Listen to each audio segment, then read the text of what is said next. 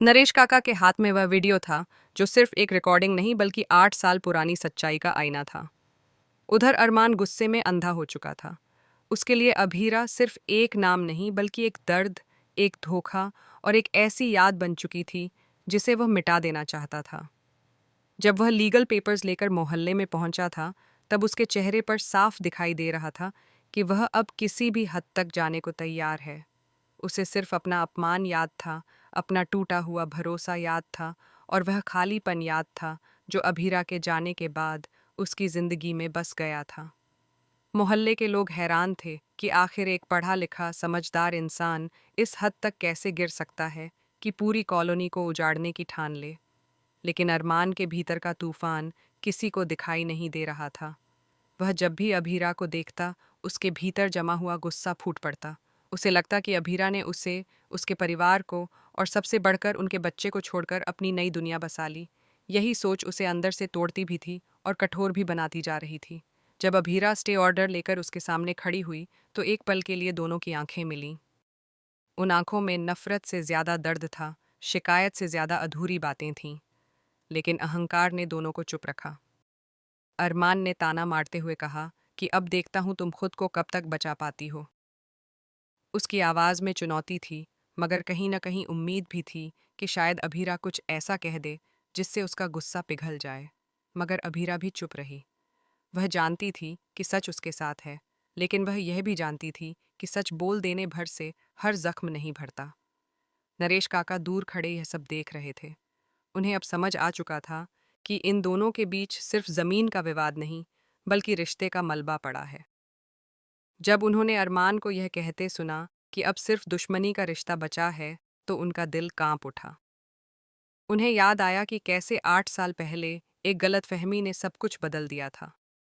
उस वक्त उन्होंने भी पूरी सच्चाई नहीं जानी थी, लेकिन आज उनके पास वह वीडियो था जो हर सवाल का जवाब दे सकता था। अरमान के मन में कस्टडी का मुद्दा सबसे बड़ा था। उसे विश्वास था कि अभीरा ने ही बच्चे की कस्टडी के लिए कागज भेजे थे।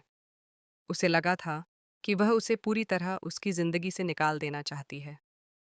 लेकिन जब अभीरा ने हैरानी से कहा कि उसने कोई पेपर नहीं भेजे, तो एक पल के लिए अरमान भी असमंजस में पड़ गया। फिर उसने सोचा कि शायद वह झूठ बोल रही है। उसके मन में अविश्वास इतना गहरा हो चुका था कि वह सच को भी झूठ मानने लगा था। नरेश काका ने तय किया कि अब चुप रहना पाप होगा। वह सीधे अरमान के ऑफिस पहुंचे। अरमान ने पहले मिलने से मना कर दिया क्योंकि उसे लगा कि यह भी अभीरा की कोई नई चाल होगी।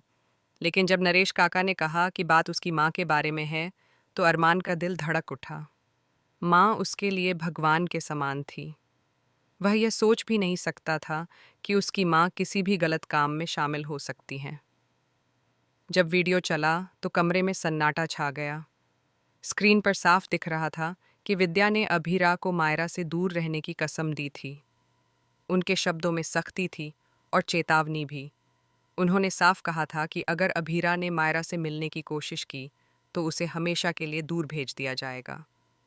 यह धमकी सिर्फ शब्द नहीं थी, बल्कि एक माँ का वह डर था जो अपने बेटे की जिंदगी को बचाना चाहती थी, चाहे इसके लिए किसी और की जिंदगी क्यों न टूट जाए। वीडियो देखते हुए अरमान का चेहरा बदलता गया। उसे याद आया कि कैसे अचानक अभीरा ने दूरी बना ली थी। उसने कभी वजह नहीं बताई थी, वह बस चली गई थी, बिना सफाई दिए। उस समय अरमान ने इसे धोखा समझा था, लेकिन आज उसे एहसास हो रहा था कि शायद वह मजबूर थी। शायद उसने अपने बच्चे को बचाने के लिए खुद को कुर्बान कर दिया। अरमान के मन में तूफान उठ खड़ा हुआ। एक तरफ उसकी माँ थी, जिन पर उसे अटूट विश्वास था। दूसरी तरफ वह औरत थी जिसे उसने कभी बेइंतहा प्यार किया था। क्या सच में अभीरा निर्दोष थी? क्या उसने बिना गलती के सजा भुगती? अगर ऐसा था तो 8 साल का यह दर्द किसके हिस्से में जाएगा? उधर अभीरा भी अंदर से टूट रही थी। उसने हमेशा सोचा था कि एक दिन सच सामने आएगा, लेकिन वह यह नहीं चाहती थी कि सच की कीमत किसी रिश्ते की बेइज्जती हो। उसने विद्या की धमकी को इसलिए स्वीकार किया था क्योंकि वह अपने बच्चे को सुरक्षित देखना चाहती थी। उसने खुद को अकेलेपन की सजा दी ताकि अरमान की जिंदगी में शांति बनी रहे। लेकिन उसे नहीं पता था कि उसकी चुप्पी ही सबसे बड़ी गलतफहमी बन जाएगी। नरेश काका ने अरमान से हाथ जोड़कर कहा कि बेटा, कभी कभी जो दिखाई देता है वह पूरा सच नहीं होता। रिश्ते भरोसे से चलते हैं, शक से नहीं। अगर आज भी तुम सच जानना चाहो तो अपनी माँ से सवाल ज़रूर करना, यह तुम्हारा हक है। और अगर अभीरा निर्दोष निकले तो उसे वह सम्मान लौटाना जो उससे छिन गया। अरमान की आंखों में नमी थी। वह पहली बार अपने फैसलों पर सोच रहा था। उसे याद आया कि कैसे उसने गुस्से में आकर अभीरा को अपमानित किया, उसे झूठा कहा, यहाँ तक कि उसके पूरे मोहल्ले को बर्बाद करने की ठान ली। क्या वह सही था या वह अपने दर्द को बदले का नाम दे रहा था? अब कहानी एक नए मोड़ पर खड़ी है। अरमान के सामने दो रास्ते हैं। पहला, अपने अहंकार को चुनकर उसी नफरत के रास्ते पर आगे बढ़ जाना। दूसरा, सच को स्वीकार करना, अपनी माँ से सवाल करना और उस रिश्ते को एक और मौका देना जो शायद आज भी कहीं जिंदा है। अगर अरमान सच का साथ देता है तो यह सिर्फ एक पति पत्नी का मिलन नहीं होगा, बल्कि एक परिवार की वापसी होगी। मायरा को उसके माता पिता का साथ मिलेगा। 8 साल की दूरी शायद एक पल में खत्म न हो, लेकिन शुरुआत जरूर हो सकती है। लेकिन अगर अरमान ने अपनी आंखें बंद रखीं तो यह कहानी और ज्यादा दर्दनाक मोड़ ले सकती है। नरेश काका ने अपना फर्ज निभा दिया है। अब फैसला अरमान को करना है। क्या वह अपने दिल की सुनेगा या अपने गुस्से की?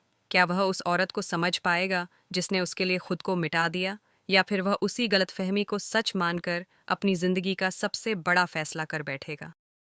आने वाले दिनों में सच और भावनाओं की यह टकराहट और तेज होगी। रिश्तों की परतें खुलेंगी, पुराने जख्म हरे होंगे और शायद कुछ नए घाव भी बनेंगे। लेकिन एक बात तय है, सच्चाई सामने आ चुकी है। अब या तो यह सच्चाई रिश्तों को जोड़ देगी या फिर हमेशा के लिए तोड़ देगी। कहानी का हर किरदार अपने अपने फैसलों के साथ खड़ा है और दर्शक इंतजार कर रहे हैं उस पल का जब अरमान अपने दिल से पूछेगा, क्या सच में अभीरा ही दोषी थी या वह खुद अपने ही गुस्से का शिकार बन गया था।